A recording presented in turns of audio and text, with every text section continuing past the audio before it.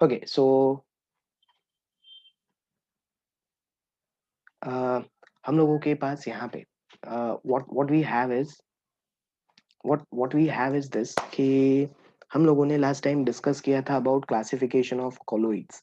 याद है सभी को, तीन टाइप के क्लासिफिकेशन थे। आज हम लोगों को बहुत इंपॉर्टेंट पार्ट्स डिस्कस करने हैं। Today we are going to discuss very very very important parts and those parts are really very important. So हम लोगों के पास क्या होगा ना, हम लोगों के पास देखो, हम लोगों ने अभी तक सिर्फ क्लासिफिकेशन किया है कोलोइड्स का। अच्छा, व्हाट डिड यू फील? तुम लोग देखो, अपनी कभी कभी है ना ऐसे सवाल खुद से पूछने चाहिए, ताकि पता चले कि तुम लोग क्या सही कर रहे हो कि नहीं। गट फीलिंग के अकॉर्डिंग यू टेल मी कि व्हाट मस्ट बी, जैसे हमने लास्ट टाइम पढ़ा क्लासिफिकेशन ऑफ कोलोइड्स, तुम्हारे पास बेस्ड ऑन फिजिकल स्टेट्स, फिर based on interaction and lastly based on your types of dispersed phase, कौन सा तुम्हें सबसे इंपॉर्टेंट लगा? what you felt was the most important type of classification? कौन सा सबसे इम्पोर्टेंट था? कौन सा तुम लोगों को लगा कि यार ये सर ये मस्त है, ये वाला ये काम का था सर, ये पढ़ना ही पड़ेगा?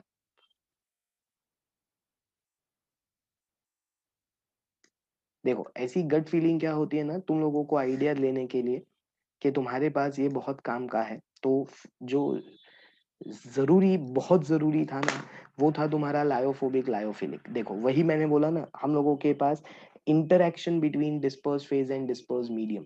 तुम लोगों में से कई लोगों को वो वाला टाइप्स ऑफ डिस्पर्स्ड फेज वाला लगा, वो सबसे इंपॉर्टेंट लगा, बट नहीं, उससे ज्यादा इंपॉर्टेंट हमारा ये था, that is lyophobic lyophilic. Okay, हम लोगों के पास क्या होगा, तो हम लोगों के पास वो जो डिस्पर्स्ड फेज वाला था ना, उस डिस्पर्स्ड फेज में जो जरूरी था वो था तुम लोगों का क्या, तो लास्ट वाला एसोसिएटेड कोलोइडिया मिसल। उसके अलावा इतना जरूरी पोर्शन कोई नहीं था। हम लोगों के पास जरूरी क्या था, तो जरूरी सिर्फ एक था, दैट इज योर लास्ट। उसके अलावा जो लायोफोबिक लायोफिलिक था वो बहुत इंपॉर्टेंट था। अच्छा, अब हम लोगों को आज उसी कोलोइड्स के बारे में क्या करना है, तो आज उसी कोलोइड्स के बारे में प्रिपरेशन। अगर तुम्हें कोलोइड्स फॉर्म करने हैं, how will you form colloids? कैसे कोलोइडल सॉल्यूशंस फॉर्म किए जाएंगे? कोई तो तरीका होगा ना कि हम लोगों के पास कोलोइडल सॉल्यूशंस को फॉर्म कैसे करोगे?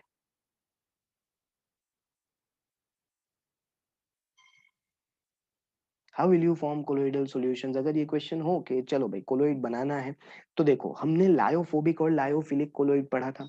उसमें हमने क्लियरली बोला था कि लायोफिलिक कोलोइड्स बनाने के लिए कोई स्पेशल मेथड्स की रिक्वायरमेंट नहीं है। Okay, we don't require any special method to prepare lyophilic colloids. Lyophilic colloids होगा तो हम लोगों को कोई भी स्पेशल मेथड की रिक्वायरमेंट नहीं होगी। तो हम लोगों के पास क्या होगा, तो हम लोगों को यहाँ पे जो मेथड्स है ना प्रिपरेशन की, वो सिर्फ लायोफोबिक के लिए है। क्योंकि लायोफिलिक का तो क्या है, लायोफिलिक तो एकदम अच्छा सा है, हम लोगों के पास प्यारा सा है, वो फटाफट से सिर्फ मिक्स करने पर बन जाता है। तो लायोफिलिक में कोई प्रॉब्लम ही नहीं है। हम लोगों के पास प्रॉब्लम किस में है, तो प्रॉब्लम है हमारे पास लायोफोबिक में। हमारे पास किस में प्रॉब्लम है, तो हमारे पास प्रॉब्लम है लायोफोबिक में, और उसी के लिए ये प्रिपरेशन मेथड्स है। तो एक्चुअली यू कैन क्लियरली से कि this is your preparation methods of lyophobic colloids. These are preparation methods of lyophobic colloids and not lyophilic colloids. Lyophilic की ये प्रिपरेशन नहीं है, लायोफोबिक की है। अब देखो यहाँ पे पहली मेथड है हमारे पास केमिकल मेथड्स। केमिकल मेथड्स में हम लोग क्या करेंगे, what are your chemical methods? Chemical methods basically based होती है रिएक्शंस के ऊपर। तो हमारे पास क्या होगा, तो हमारे पास केमिकल मेथड्स यानी क्या, तो केमिकल मेथड्स यानी हम रिएक्शंस करवाएंगे, और उस रिएक्शन से जो प्रोडक्ट बनेगा ना, वो प्रोडक्ट कोलोइड होगा। हम लोगों को यहाँ पे ज्यादा कुछ नहीं करना है, हम लोगों को यहाँ पे सिर्फ एक रिएक्शन करवाना है। और रिएक्शन करवाओगे तो प्रोडक्ट डायरेक्टली कौन से फॉर्म में होगा, तो हमारे पास प्रोडक्ट डायरेक्टली कोलोइडल फॉर्म में होगा। Product will be directly in colloidal form. तो हम लोगों के पास product is directly in colloidal form. तो इसीलिए उसे हम लोग क्या बोलते हैं, इसीलिए हम लोग उसे बोलते हैं केमिकल मेथड्स। तो देखो यहाँ पे उस केमिकल मेथड्स में हमारे पास कौन कौन सी मेथड्स हैं, तो जैसे मैंने बोला हमारे पास चार रिएक्शंस है। चारों रिएक्शंस करवाओगे तो जो भी प्रोडक्ट मिलेगा वो डायरेक्टली कोलोइडल फॉर्म में होगा। ओके, अपने आप मॉलिक्यूल्स एग्रीगेट होके कोलोइडल रेंज में बनते हैं, और अपने आप उनकी साइज ऐसी होती है कि वो कोलोइडल पार्टिकल्स हो। अब देखो, तुम्हारे पास ये 4 रिएक्शंस है और ये चारों रिएक्शंस बहुत इंपॉर्टेंट है। पहली रिएक्शन है तुम्हारे पास AS2O3 plus 3H2S gives AS2H3 plus 3H2O. Okay, तुम्हारे पास AS2O3 plus 3H2S gives AS2H3 plus 3H2O. अब इसे हम लोग बोलते हैं double decomposition. This reaction is known as what? तो this reaction is known as double decomposition. Okay, क्यों double decomposition? Double decomposition यानी एक्सचेंज जैसा. हम लोग एक्सचेंज रिएक्शन होती है ना, उसे भी डबल डीकम्पोजिशन का नाम देते हैं. अब देखो एक्चुअली क्या होगा जब तुम AS2O3 को H2S से रिएक्ट करवाओगे. रिएक्शन का नाम चाहे कुछ भी हो, whatever is the name of the reaction immaterial to that. तुम्हारे पास क्या होगा, नाम कुछ भी हो रिएक्शन का, जो AS2O3 बनेगा, जो तुम्हारे पास यहाँ पे AS2H3 बनेगा, sorry, this AS2H3 which is form, it is directly in colloidal form. ये किसके फॉर्म में है? तो ये डायरेक्टली कोलोइड के फॉर्म में ही है. This is colloid in what medium? तो इन H2O एज योर मीडियम. तो ये हमारे पास क्या हो गया? तो ये कोलोइड हो गया. यहाँ पे तुम्हारे पास ये पहली रिएक्शन है. देखो हमने कुछ किया नहीं, हमने कुछ स्पेशलिटी नहीं की है यहाँ पे. हमने क्या किया है? तो हमने बस रिएक्शन करवाई है. रिएक्शन करवाओगे तो हमारे पास ऑटोमेटिकली क्या बनेगा? तो हमारे पास automatically will be getting what? तो will be getting a product. और वो प्रोडक्ट किसके फॉर्म में होगा? तो वो प्रोडक्ट हम लोगों के पास डायरेक्टली होगा in the form of colloid. Directly किसके फॉर्म में होगा? तो डायरेक्टली कोलोइड के फॉर्म में ही होगा. Clear everyone?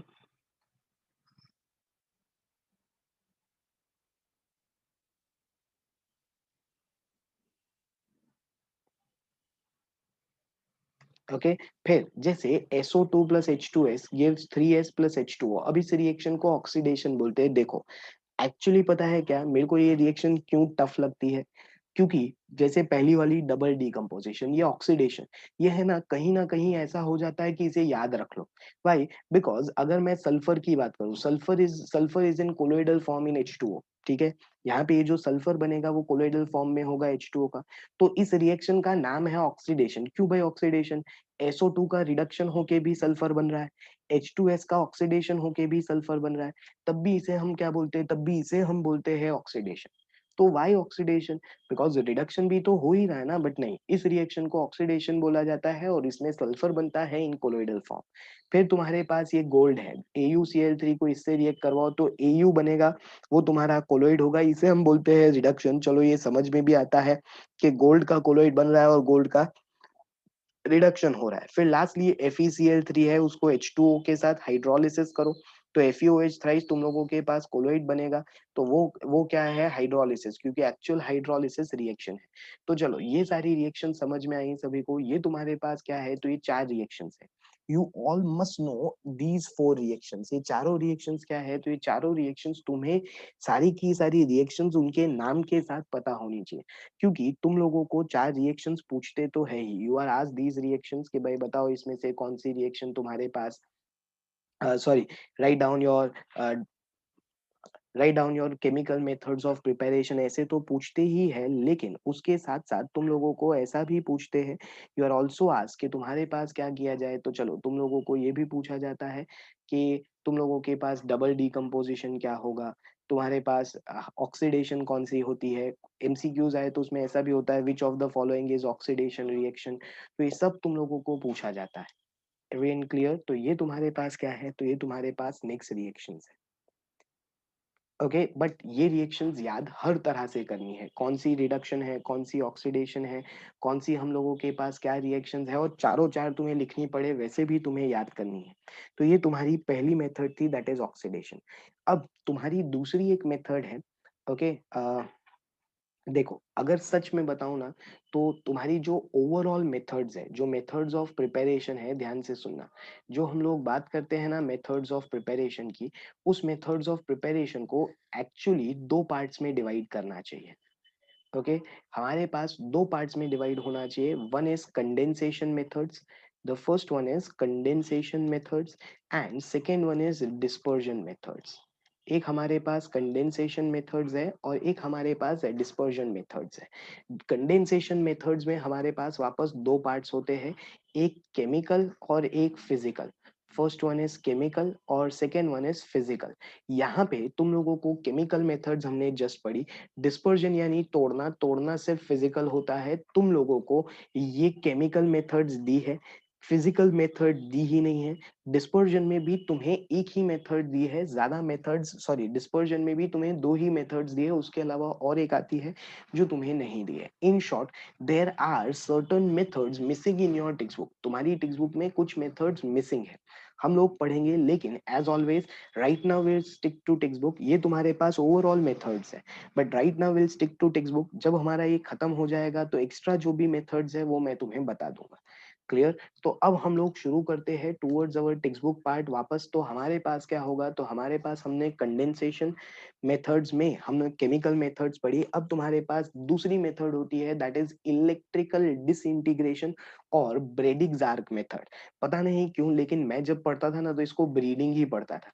Okay, I didn't know why, but इसको हम लोग ब्रीडिंग ब्रीडिंग चलाते रहते थे। Okay, so this is known as Bredig arc method. But हम लोगों के पास what is this Bredig's arc method, ये ब्रेडिग्स आर्क मेथड हमारे पास क्या है?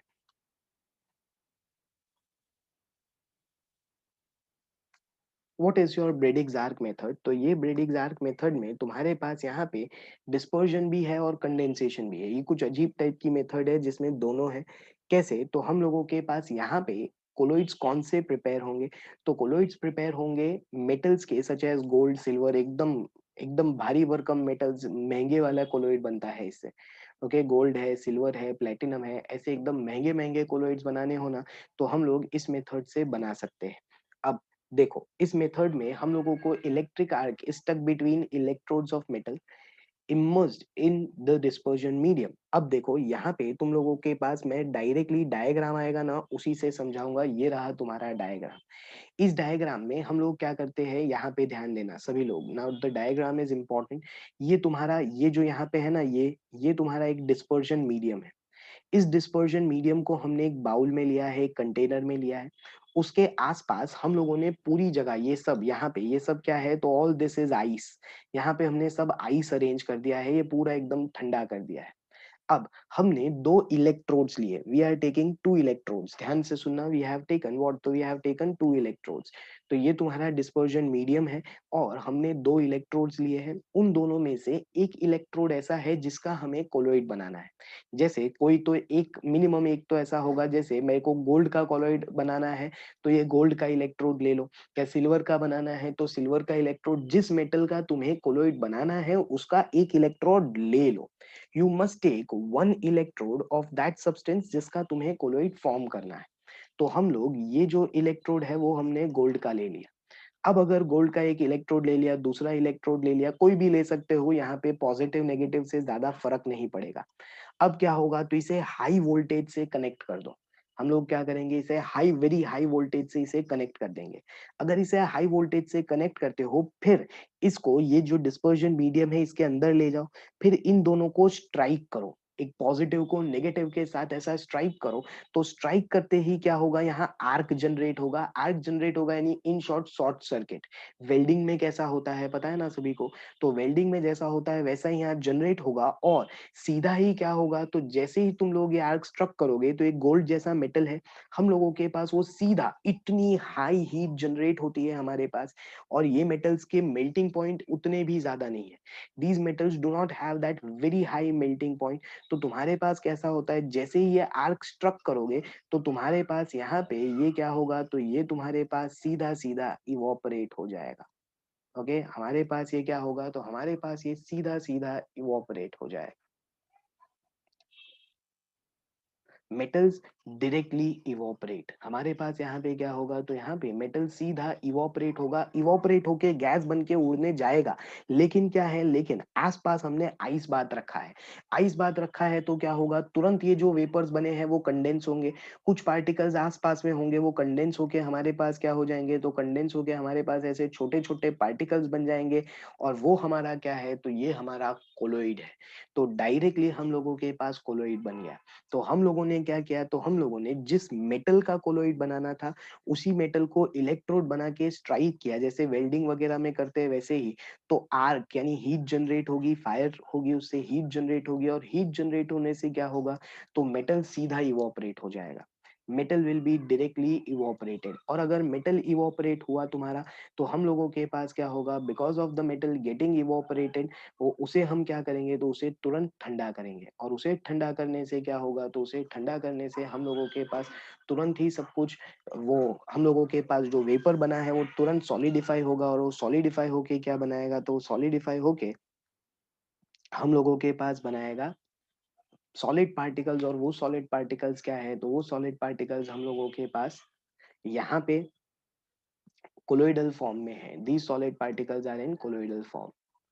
क्लियर हुआ, समझ में आया? अब आगे जो लिखा था वो यही सब लिखा था, इसीलिए मैंने पहले डायग्राम ले लिया तो हम लोग सब समझ सके। Everyone clear? किसी को कोई डाउट है तो पूछ लो। सिंपल फिजिकल सी मेथड है, ऐसा करोगे तो कोलोइड बनता है। बट इससे किसका कोलोइड बनता है, तो ऐसे ही जिसको इलेक्ट्रोड बना सको, मेटल हो, ऐसा इलेक्ट्रोड बन सके उसी का कोलोइड बनेगा। जिससे इलेक्ट्रोड नहीं बनेगा, जो मेटल नहीं है, उसका ऐसा कोलोइड नहीं बन सकता। Next method is peptidization. Next method is what? Next method is peptidization.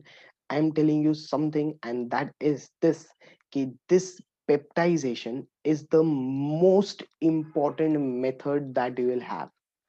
ये सबसे important method है, सबसे ज्यादा पूछी जाती है, और सबसे काम की भी है।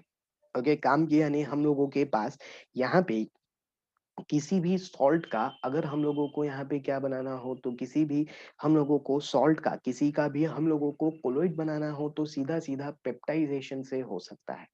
अगर किसी भी सॉल्ट का हम लोगों के पास कोलोइड बनाना हो, तो सीधा किससे हो सकता है, तो सीधा पेप्टाइजेशन से हो सकता है। कैसे हो पाएगा, तो देखो अब सुनो। यहाँ पे हम लोग एक फ्रेशली प्रेसिपिटेटेड सॉल्ट लेते हैं, जिसका हम लोगों को कोलोइड चाहिए। यू हैव टू टेक, सुनना, अब ध्यान से सुनना। हम लोगों के पास हमें क्या चाहिए, तो हमें चाहिए एक freshly precipitated salt. Freshly precipitated salt, जिसका हम लोगों को क्या फॉर्म करना है, तो जिसका हम लोगों को कोलोइड फॉर्म करना है। We need a freshly precipitated salt, जिसका हम लोगों को कोलोइड फॉर्म करना है। और उसके साथ उसकी सेफ्टी के लिए, उसका कोलोइड बन पाए उसके लिए हम लोगों को क्या करना है, तो उसके साथ एक इलेक्ट्रोलाइट ऐड करना है। कैसा इलेक्ट्रोलाइट ऐड करना है? ऐसा इलेक्ट्रोलाइट ऐड करना है कि इन दोनों में एटलीस्ट एक आयन क्या होना चाहिए, कॉमन। दोनों तो कॉमन नहीं हो सकते, दोनों कॉमन होंगे उसका मतलब क्या है, if both are common that means हमारे पास क्या हुआ, तो हमारे पास क्या हुआ, तो हमारे पास दोनों कॉमन होंगे उसका मतलब है सेम चीज है, वो तो नहीं होगा। एटलीस्ट एक आयन कॉमन होना चाहिए, कोई भी हम लोग ले सकते हैं। Okay,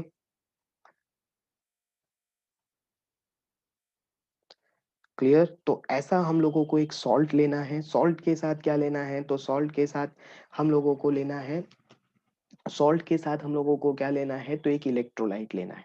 freshly precipitated salt required है। अब इसके लिए एग्जाम्पल की तरह मैं क्या ले लेता हूं, तो इसके लिए एग्जाम्पल की तरह take FeOH thrice plus FeCl3।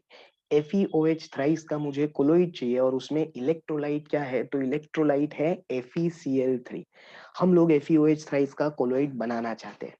अब ये FeOH थ्राइस का कोलोइड क्यों नहीं बन सकता, सोचो। अगर पानी में ही है, कोई भी डिस्पर्सिंग मीडियम हो, मान लो कोई भी डिस्पर्सिंग मीडियम है, मुझे FeOH थ्राइस का कोलोइड बनाना है, तो क्यों नहीं बनता है जनरली कोलोइड? भाई जैसे FeOH थ्राइस है, पानी में बनाना है तो वो पानी में डिसॉल्व नहीं होता। हम क्या करते हैं, जैसे हमारे पास ये कंटेनर है, इस कंटेनर में हमारे पास यहाँ पे ये पानी ले लिया, इस पानी में, सॉरी, इस पानी में यहाँ पे ये पानी लिया, इसमें हमने FeOH थ्राइस ऐड किया, तो वो अच्छे से डिसॉल्व नहीं हो रहा है। डिसॉल्व नहीं होने की वजह से क्या होता है, तुम जैसे पाउडर फॉर्म में तुम उसे ऐड करते हो, ऐड करके स्टर करते हो ना, तब तक तो तुम्हें ऐसा लगता है सब डिसॉल्व हो गया है। फिर जैसे ही स्टर करना बंद करते हो तो नीचे सब कुछ ऐसा FeOH थ्राइस जमा हो जाता है। That is the thing that happens. अरे ऐसा तो सैंड के साथ भी होता है। तुम मिट्टी ले लो, पानी में डालो, एकदम जोर से स्टर करो, स्टर करते वक्त ऐसा ही लगेगा सब डिसॉल्व है, अंदर मिट्टी डिसॉल्व हो गई। फिर जैसे ही बंद करोगे क्या होगा, सारे पार्टिकल्स नीचे बैठ जाएंगे और सस्पेंशन हो जाएगा। तो इसमें भी ऐसा ही होता है कि भाई FeOH थ्राइस तुमने लिया तो FeOH थ्राइस डिसॉल्व नहीं होने वाला था, लेकिन क्या हुआ,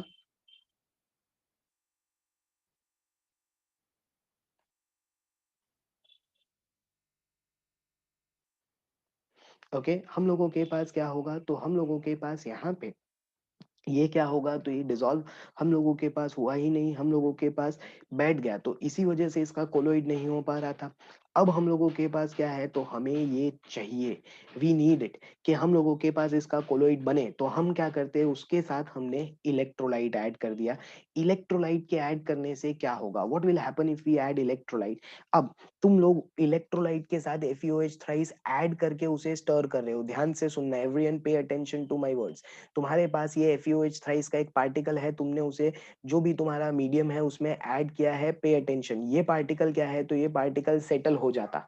अगर तुम लोग अभी स्टर कर रहे हो तब तक तो ये इतना पार्टिकल है, लेकिन क्या होगा, ये एक पार्टिकल है FeOH थ्राइस का, अब जैसे ही स्टर करना बंद करोगे ना, तो ऐसे सारे पार्टिकल्स एक साथ आएंगे, जमा होंगे और सेटल हो जाएंगे, तो तुम्हारे पास किसी भी तरह का कोलोइड नहीं बच पाएगा। तो इसीलिए ऐसा हमने फ्रेशली प्रेसिपिटेटेड लिया, इसके साथ FeCl3 लिया। अब क्या होगा, तो जब तुम स्टर कर रहे हो, तुम्हारे पास इलेक्ट्रोलाइट भी है, तो तुम्हारे पास क्या होगा, यहाँ पे वो FeOH थ्राइस की सरफेस पे Fe3+ अटैच हो जाएगा। कॉमन आयन जो है ना हमारे पास, वो कॉमन आयन यहाँ पे एड्सॉर्ब हो जाएगा on the surface of what, तो FeOH थ्राइस की सरफेस पे ये कॉमन आयन एड्सॉर्ब हो जाएगा। सर्टन नंबर, एक जरूरी नहीं है कि एक दो तीन, कुछ नंबर में FeOH थ्राइस की सरफेस पे ये अटैच हो गया और तुम्हारे पास क्या हो गया, तो ये ओवरऑल पार्टिकल बना लिया। अब इस ओवरऑल FeOH थ्राइस के पार्टिकल पे कौन सा चार्ज है, what is the charge on FeOH thrice particle, positive.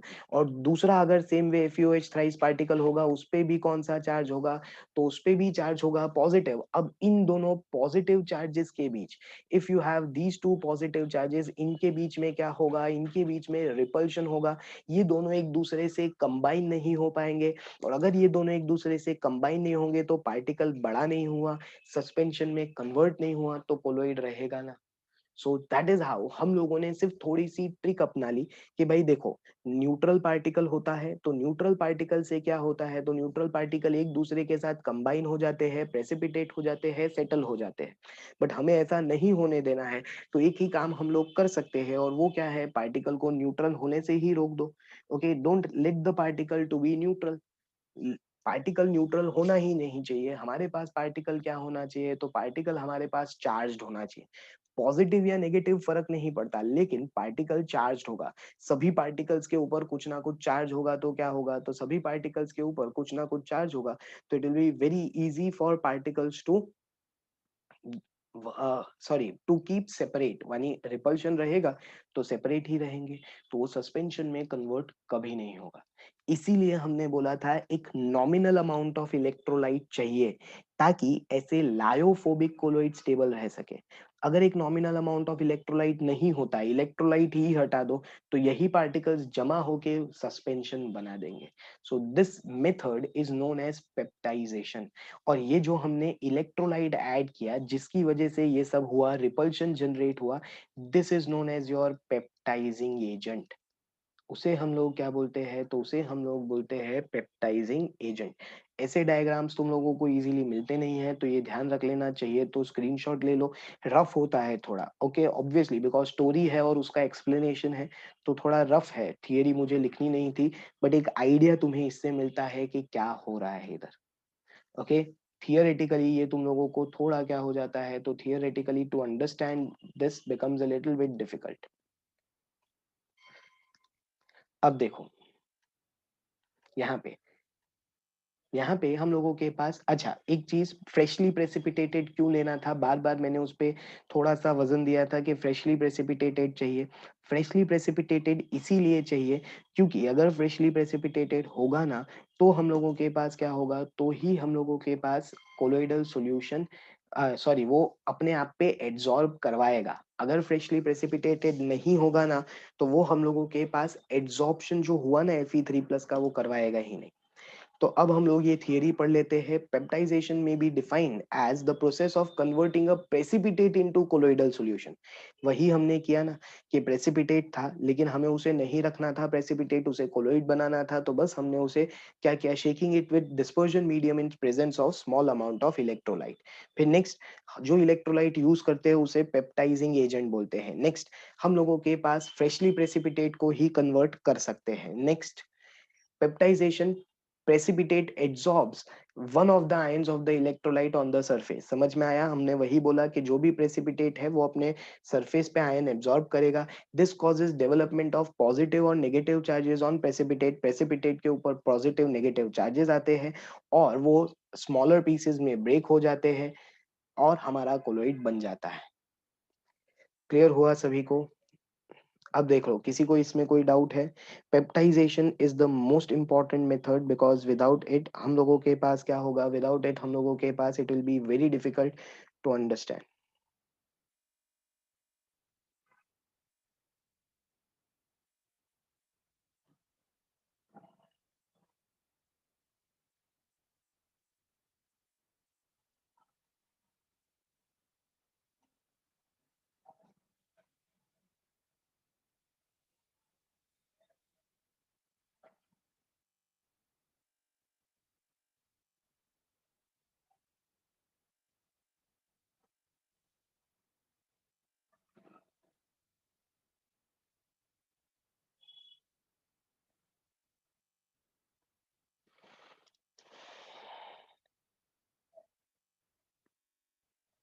Freshly precipitate इसीलिए लेना है, अगर फ्रेशली प्रेसिपिटेट लोगे ना तभी हम लोगों के पास उसकी सरफेस पे एड्सॉर्प्शन होगा।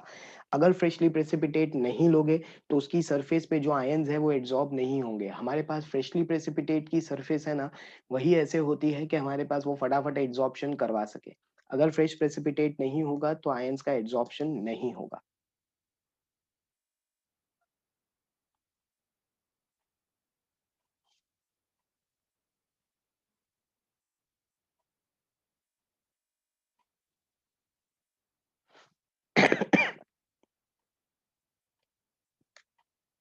ओके, अब देखो, अब हम लोगों को क्या है, हमने बोला कि इलेक्ट्रोलाइट ऐड करना होगा। इलेक्ट्रोलाइट ऐड करके क्या होगा, तो इलेक्ट्रोलाइट ऐड करके हम लोगों के पास यहाँ पे उस कोलोइड को बचाया जा सकता है, उसको स्टेबल किया जा सकता है। लेकिन तुम्हें पता है एक नॉर्मल रूल है। कैसा रूल? कि भई जो तुम लोग अच्छे के लिए करते हो ना, वही ज़्यादा कर लो ना तो वो खराब भी हो जाता है। जैसे सिंपल, एकदम सिंपल सी चीज़ बोलता हूँ, हम लोगों के पास एक चीज़ हम लोग बोलते हैं exercise. Exercise is a very nice thing, you have to do it daily. लेकिन उसका मतलब क्या ये होता है 24 घंटे एक्सरसाइज़ कर सकते हो? Okay, will it be good for your health या will it be very good? No it is not. तो वही चीज यहाँ पे भी है, electrolyte is good for stability, electrolyte necessary भी है स्टेबिलिटी के लिए। बट अगर इलेक्ट्रोलाइट ज्यादा हो गया, if the electrolyte is more, तो वही रीजन होगा प्रेसिपिटेशन का। कैसे, वो आगे आएगा। एज ऑफ नाउ ऐसा मत पूछना क्यों। बट अगर इलेक्ट्रोलाइट है हमारे पास तो इलेक्ट्रोलाइट थोड़ी क्वांटिटी में चाहिए, ताकि हम लोगों के पास क्या हो, तो ताकि हम लोग उस प्रेसिपिटेशन को रोक सके।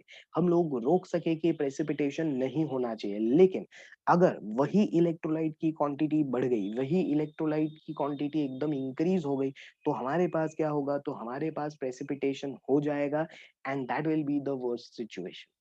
क्लियर? सो इसी वजह से हम लोगों को इलेक्ट्रोलाइट चाहिए लेकिन मिनिमम अमाउंट में चाहिए, और इसीलिए हम लोगों को करना पड़ता है purification of colloid. For that only we have to do what, for that only we have to go for purification of colloid. यानी हम लोगों को जो भी कोलोइड है उसे प्योरीफाई करना है, उसे साफ करना है। उसमें जो जितना चाहिए उतना ही इलेक्ट्रोलाइट होना चाहिए। ऐसा नहीं कि तुम लोगों ने उसमें इतना इलेक्ट्रोलाइट ऐड कर दिया कि भाई ठीक करने के बदले उसकी हालत और खराब हो गई। ओके, सो इसीलिए हम लोगों को प्योरिफिकेशन करना है। तो देखो, colloidal solutions when prepared generally contain excessive amount of electrolytes and other impurities. तो हमारे पास कोलोइड्स में क्या होता है, तो बहुत सारा इलेक्ट्रोलाइट कभी कभी होता है, क्योंकि हमें तो पता नहीं ना एग्जैक्ट कितना है, तो हमें निकालना पड़ेगा। तो एक्सेसिव इलेक्ट्रोलाइट है वो निकालो, कोई दूसरी भी सॉल्युबल इम्प्योरिटी है वो भी निकालो, सब निकाल दो। तो हम लोगों के पास वो उसे उसी से हम लोग प्योरिफिकेशन करते हैं। इसमें ऐसा मेटल की तरह प्योरिफिकेशन, कचरा उतना नहीं है, सिर्फ इलेक्ट्रोलाइट है। देखो, यही मैंने बोला कि अगर ट्रेसेस में इलेक्ट्रोलाइट है तो it is stability, it give stability to colloid. But अगर लार्ज क्वांटिटी में हो गया तो हमारे पास वही सस्पेंशन क्रिएट करेगा, वही उसे कोएगुलेट करेगा। अब हमारे पास इसीलिए कंसंट्रेशन हमें कम करना है, एकदम जितना चाहिए उतना ही होना चाहिए, ज्यादा नहीं। और उसीलिए हमें प्योरिफिकेशन करना है। ओके, तो reducing the amount of impurities, जो इलेक्ट्रोलाइट है उसे जितना चाहिए उसे उतना ही रखने के लिए जो करते हैं उसे प्योरिफिकेशन बोलते हैं। अलग अलग मेथड से उसका प्योरिफिकेशन किया जाता है। We have very different methods to purify it, and the first method, the most important one, is dialysis. किसी को पता है डायलिसिस? सुना है किसी ने डायलिसिस?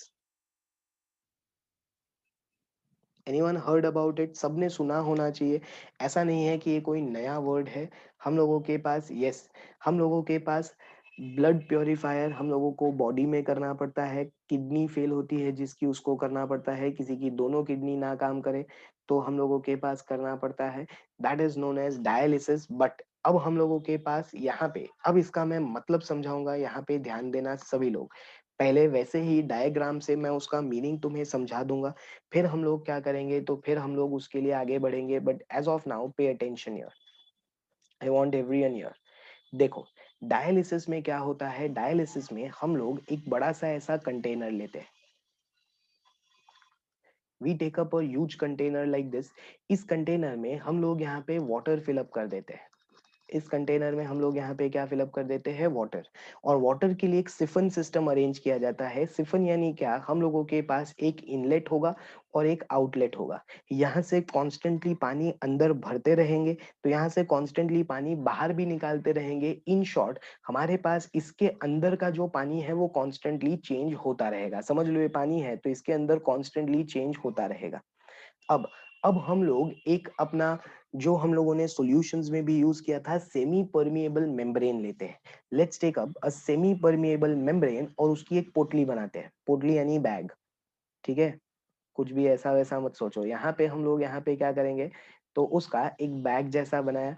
ये क्या है, तो ये किसकी बैग बनाई है हमने, तो ये बैग बनाई है सेमी परमिएबल मेम्ब्रेन की।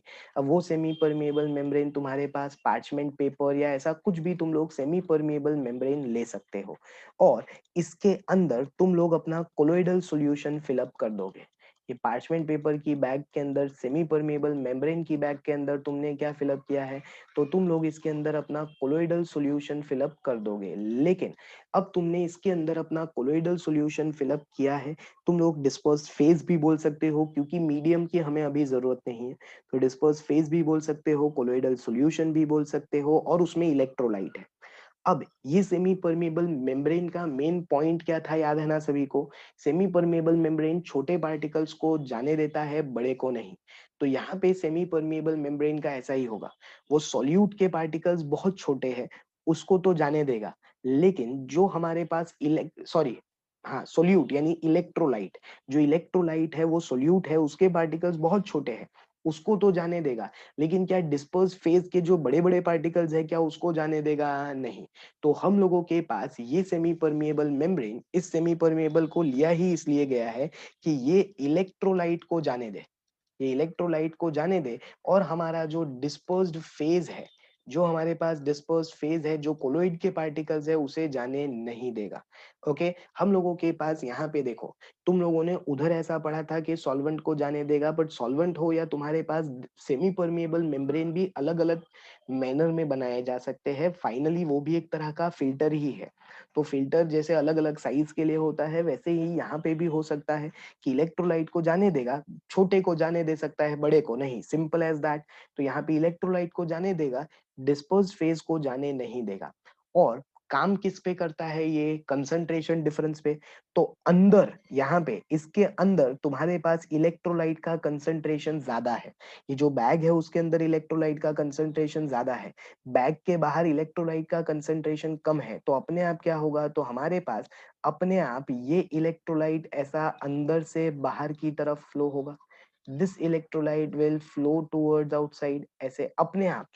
अपना ऑस्मोसिस बोल सकते हो, या तुम लोग कंसंट्रेशन डिफरेंस की वजह से, कंसंट्रेशन ग्रेडियंट की वजह से फ्लो हो रहा है, ऐसा भी बोल सकते हो। तुम्हारे पास अपने आप क्या होगा, इलेक्ट्रोलाइट बाहर की तरफ फ्लो होगा। बाहर की तरफ फ्लो होगा इलेक्ट्रोलाइट, तो तुम्हारे पास क्या होगा, तो सारा का सारा इलेक्ट्रोलाइट धीरे धीरे धीरे धीरे धीरे धीरे करके बाहर आएगा। हम पानी बदलते रहेंगे। पानी क्यों बदलेंगे? ताकि कंसंट्रेशन डिफरेंस मेंटेन रहना चाहिए ना। अगर कंसंट्रेशन डिफरेंस खत्म हो गया तो हमारे पास इलेक्ट्रोलाइट फिर बाहर नहीं आएगा। तो पानी भी बदलते रहेंगे। बस इसी को हम क्या बोलते हैं, तो इसी को हम बोलते हैं dialysis. This is known as dialysis. हमने पानी में वो बैग रख दी, इलेक्ट्रोलाइट धीरे धीरे बाहर आता जाएगा, इसको हम बोलेंगे dialysis. This will be known as dialysis. ये जो डायलिसिस है ना, ये बहुत स्लो प्रोसेस होता है। दिस इज वेरी स्लो, क्योंकि अपने आप कंसंट्रेशन डिफरेंस पे हम सोच रहे हैं कि भाई कंसंट्रेशन डिफरेंस के बेसिस पे बाहर आ जाए, और वो अपने आप आएगा। सो दैट्स व्हाई हमारे पास क्या होगा, तो दैट्स व्हाई हमारे पास बहुत कम डिफरेंस है। और उसी की वजह से प्रोसेस बहुत स्लो होता है। This process is very slow. इसको थोड़ा बहुत फास्ट करने के लिए, लेट्स से हमें आइडिया है कि भाई हमें कुछ तो इसका करना चाहिए, तो हम लोग क्या करते हैं ना, हम लोग यहाँ पे दो इलेक्ट्रोड्स पुटअप करते हैं। वी पुटअप टू इलेक्ट्रोड्स, एक पॉजिटिव इलेक्ट्रोड, एक नेगेटिव इलेक्ट्रोड। एक जगह हमने पॉजिटिव इलेक्ट्रोड रखा, एक जगह नेगेटिव इलेक्ट्रोड रखा। तो पॉजिटिव नेगेटिव हमने दो इलेक्ट्रोड्स रखे। तो उससे क्या होगा, जैसे ही इलेक्ट्रोलाइट बाहर आएगा, as soon as the electrolyte comes out, अगर पॉजिटिव आयन है तो वो फट से नेगेटिव इलेक्ट्रोड की तरफ चला जाएगा। पॉजिटिव आयन है तो नेगेटिव इलेक्ट्रोड की तरफ, नेगेटिव आयन है तो फट से पॉजिटिव इलेक्ट्रोड की तरफ। देखो, इससे बाहर आने का प्रोसेस फास्ट नहीं होगा, लेकिन बाहर आने के बाद प्रोसेस बहुत फास्ट हो जाएगा। समझ में आया? तो थोड़ा सा स्पीड बढ़ा सकते हैं, बस और कुछ नहीं। We can increase a little bit of speed, and that's why this is known as electrodialysis. इसे हम क्या बोलते हैं, तो इसे हम बोलते हैं इलेक्ट्रोडायलिसिस। व्हाई? बिकॉज इलेक्ट्रोड्स रखे, इलेक्ट्रिसिटी का यूज किया। ओके, उसे इलेक्ट्रोडायलिसिस बोलेंगे। और यही प्रोसेस हम लोग बॉडी में भी करते हैं। एक्चुअली हमारे ब्लड में भी ऐसे इलेक्ट्रोलाइट्स होते हैं जो हमें निकालने होते हैं, और वो काम अपनी किडनी करती है। किडनी अपने आप ये प्रोसेस कॉन्स्टेंटली हमारे ब्लड को प्योरीफाई करने का काम कॉन्स्टेंटली करती रहती है, तो उसमें कोई प्रॉब्लम हमें दिखता नहीं है। बट जब किडनी काम करना बंद कर दे तो हमारे पास ये प्रोसेस हो नहीं पाता है।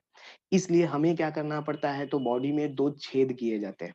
ओके, और एक से ब्लड बाहर निकाला जाता है, उसको बाहर मशीन से ऐसे ही प्योरीफाई किया जाता है, और फिर दूसरे से कॉन्स्टेंटली उसे अंदर वापस पंप किया जाता है। And this is a painful process, very painful process.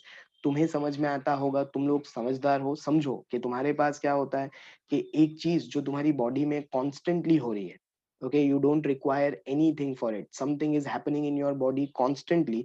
और वही चीज तुम लोग चाहते हो कि किसके थ्रू हो, तो वही चीज तुम लोग चाहते हो एक मशीन के थ्रू हो, वो भी वीक में 2 बार, वीक में 3 बार। तो कब तक चलेगा ऐसा?